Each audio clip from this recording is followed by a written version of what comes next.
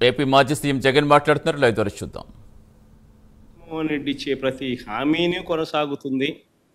ఇవి కాక ఇంకా మెరుగైన సంక్షేమం కూడా అనలే, సంక్షేమం సంక్షేమం ఆ పథకాలు ఇస్తానని చెప్పాడు. తర్వాత ఏమన్నాడు, ఇదే పెద్ద మనిషి నాడది మళ్ళీ నేడు అసెంబ్లీలో ఆయన అన్న మాటలు ఏమన్నాడు, సూపర్ 6 చెప్పాము, సూపర్ 7 చెప్పాము, చూస్తే భయం వేస్తుంది. ఒకసారి భయం వేస్తుందని అంటాడు, ఒకసారి రహస్యం ఉంటే చెవిలో చెప్పమని అంటాడు, ఇంకోసారి ఇంకో మాట మాట్లాడతాడు. లాస్ట్కి ఏమో చూస్తే ప్రజలకు అందరికీ కూడా మోసం చేసిన పరిస్థితులు ప్రస్ఫుటంగా ప్రజలందరికీ కూడా కనిపిస్తూ ఉంది. ఈరోజు ప్రతి ఇంట్లో కూడా జరిగే చర్చ ఏమిటి అని అంటే, జగన్ ఉన్నప్పుడు బాగా చూసుకున్నాడు, కనీసం పలావ్ అన్న పెట్టాడు. ఈరోజు పలావు పోయింది, చంద్రబాబు నాయుడు పెడతానన్న బిర్యానీ కూడా మోసంగా మారింది అని చెప్పి ఈరోజు ప్రతి ఇంట్లోనూ చర్చనీయాంశమే.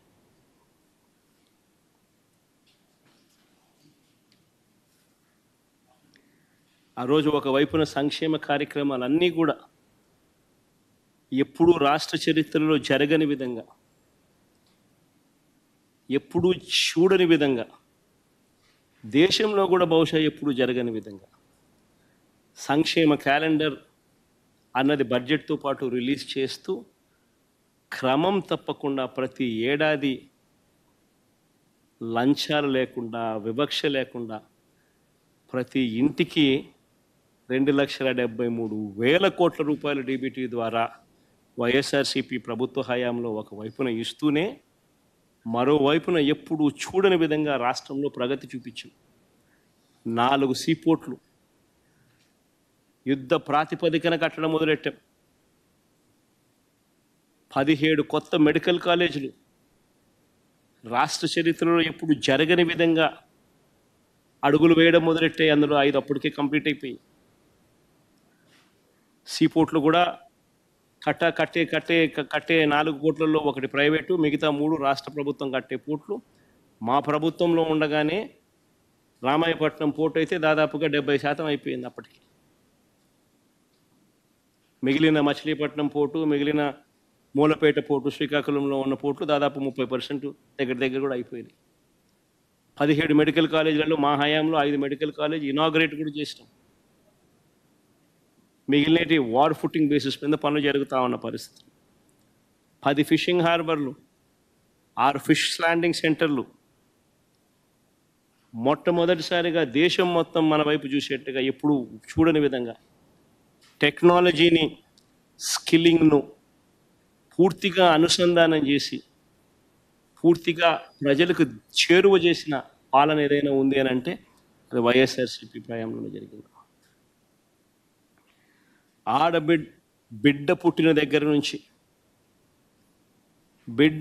దగ్గర నుంచి పండు ముసలావిడ అయ్యేదాకా కూడా ప్రతి అవసరంలోనూ ఆ బిడ్డకు తోడుగా ఉండి, ఆ బిడ్డకు ఏం కావాలనో, ఏ వయసులో ఏం కావాలనో చేయి పట్టుకొని నడిపించిన ప్రభుత్వం వైఎస్ఆర్సీపీ ప్రభుత్వం. ఆ పిల్లలు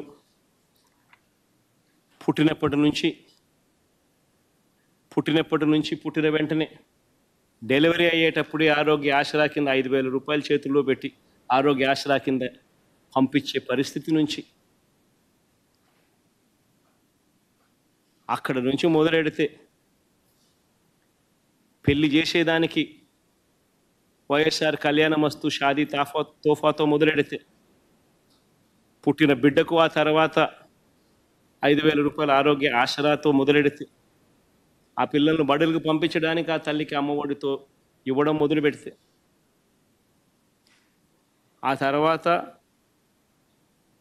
తన కాళ్ళ మీద తాను నిలబడేట్టుగా తోడుగా నిలబడుతూ ఆ చెల్లెమ్మను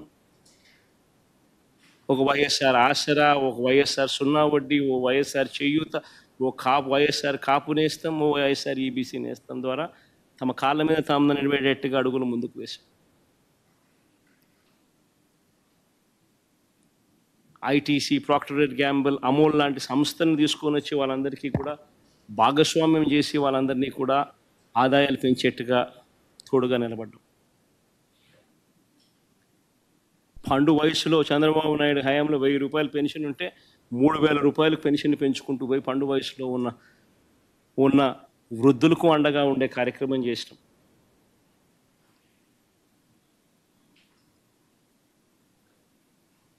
పిల్లలు చదివేదానికి పేదరికం అన్నది శాశ్వతంగా బయట పడాలి అని అంటే మంచి చదువులు ఆ పిల్లలకు అందుబాటులో ఉండాలి అని చెప్పి గ్లోబల్ వ్యవస్థలతో పోటీ పడే పరిస్థితిలోకి మన పిల్లలు రావాలి అనే సదుద్దేశంతో ఎప్పుడు చూడని విధంగా సంస్కరణలు తీసుకొచ్చాం. మొట్టమొదటిసారిగా స్కూళ్ళ గురించి పట్టించుకున్న పరిస్థితి ఎప్పుడైనా ఉంది అని అంటే అది వైఎస్ఆర్సీపీ ప్రభుత్వ హయాంలోనే. స్కూళ్ళన్నీ మొత్తం రూపురేఖలు మారాయి. నాడు నేడుతో పనులతో స్కూళ్ళు రూపురేఖలు మారాయి. మొట్టమొదటిసారిగా గవర్నమెంట్ బడులలోకి ఇంగ్లీష్ మీడియం వచ్చింది.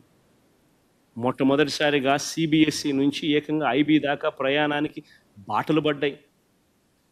మొట్టమొదటిసారిగా 3వ తరగతి నుంచే ఆ పిల్లలకు టోఫుల్ యాజ్ అ పీరియడ్ కింద క్లాసులు చెప్పడం మొదలెట్టారు. మొట్టమొదటిసారిగా 3వ తరగతి నుంచే ఆ పిల్లలకు సబ్జెక్ట్ టీచర్ కాన్సెప్ట్ అందుబాటులోకి వచ్చింది. మొట్టమొదటిసారిగా ఆ పిల్లలకు బైలింగ్వల్ టెక్స్ట్ బుక్స్, ఒక పేజీ ఇంగ్లీషు మరో పేజీ తెలుగుతో టెక్స్ట్ బుక్లు అందుబాటులోకి తీసుకొని రావడం జరిగింది. మొట్టమొదటిసారిగా ఆ స్కూళ్ళల్లో 6వ తరగతి నుంచి ప్రతి class room digitised class room కింద ఐఎఫ్పి ప్యానెళ్లతో ప్రతి క్లాస్ రూము 6వ తరగతి నుంచి డిజిటైజ్ చేయడం జరిగింది. 8వ తరగతి పిల్లలు వచ్చేసరికి పిల్లల చేతుల్లో ట్యాబులు కనిపించాయి. మొట్టమొదటిసారిగా పెద్ద చదువులకు పూర్తి ఫీజు రీయింబర్స్మెంట్ కల్పిస్తూ Vidya Deevena, boarding and lodging ఖర్చులకు పిల్లలు అవస్థలు పడకుండా వసతి దీవెన, ఇవే కాకుండా పెద్ద చదువుల కరికులంలో కూడా మార్పులు తీసుకొస్తూ